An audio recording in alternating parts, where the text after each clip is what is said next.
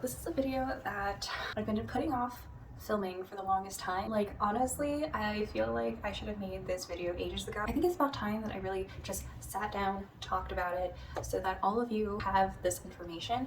Again, these are all just my opinions, what my thoughts are. So before I begin the video, please subscribe to my channel. I will be posting public health and other genetic counseling videos in the coming month. In addition, if you aren't already aware, I do have an Instagram account where I talk about what it's like to be a genetic counselor assistant, what it's like to work in clinical research. I also have that information in the description below. And let's begin. I reviewed the curriculums of the programs that I was applying for. A lot of them had a lot of counseling techniques, a lot of human genetics classes, and only a few research classes. So my background is in biotechnology, so I've taken a lot of research-oriented classes, but that was all on the sort of wet lab side of things, not really the human subjects research, not really about that like psychosocial, health behavior, and promotion, education, that kind of research that I was more interested in.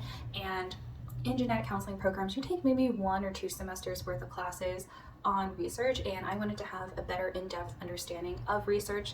I know there's a lot of genetic counselors out there that do genetic counseling research. In fact, I've worked with several of them. A lot of the time they work in tandem or hand in hand with people who are geneticists, people who are oncologists. And I think that was part of it. I had worked with people who had advanced degrees in bioethics, public health, and they seemed to have a better grasp of understanding the research process than what the genetic counseling program could offer me. And it kind of showed me that if I did end up doing a different sort of master's program or PhD program, I could bring a different perspective to the field that I was so in love with. I know that there's a lot that you can do with the genetic counseling degree, and that's something that I really liked about the field, but it was also something that I realized I wasn't too sure if that was limiting. I knew that I liked genetics, I knew that I liked talking with people about genetics, but I wasn't sure if that was what I wanted to do for the rest of my life.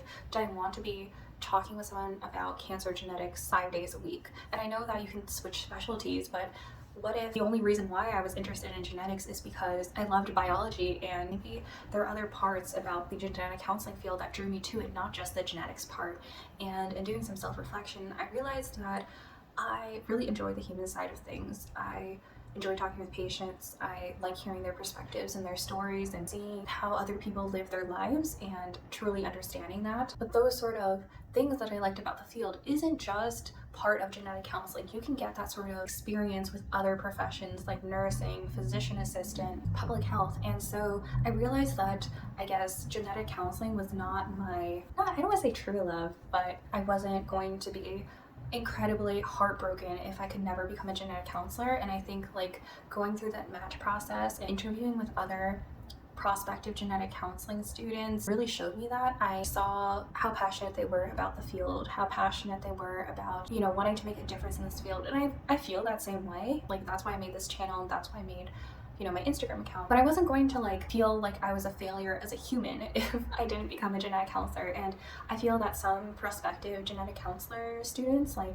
they are like pre-med people who form their entire identity of being a genetic counselor, and I just just didn't have that drive. I could see myself being happy in other careers like public health. It was just a matter of figuring out, okay, do I reapply? Do I not reapply? I mean, it's something that I know I like, that I could see myself being happy doing, but I just really didn't have that sort of same dedication to the field, I think. And when I did end up getting that feedback from those genetic counseling programs, I think they really saw that, sure, I could, remake my personal statement to be more about the counseling field itself and less about the interest in research.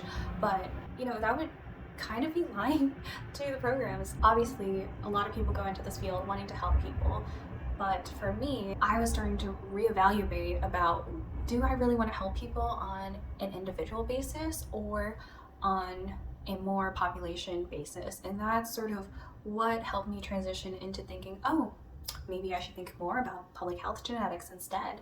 The statistics on the website about how many students interviewed for programs, how many people actually matched to programs, what are their demographics. What really caught my eye was not looking at those statistics, but also talking with my friends, seeing people's blog posts online about how many times they've had to reapply for genetic counseling programs before getting in, and then just also knowing that a lot of the genetic counseling students actually have a previous master's degree, like a master's in public health or a past career field before they discovered and decided they wanted to become a genetic counselor. And the idea of having to spend my 20s on a master's program that may or may not accept me. I mean, sure, I could be a genetic counselor assistant for X plus years. I can take embryology, I can up my GPA, I could do more extracurriculars.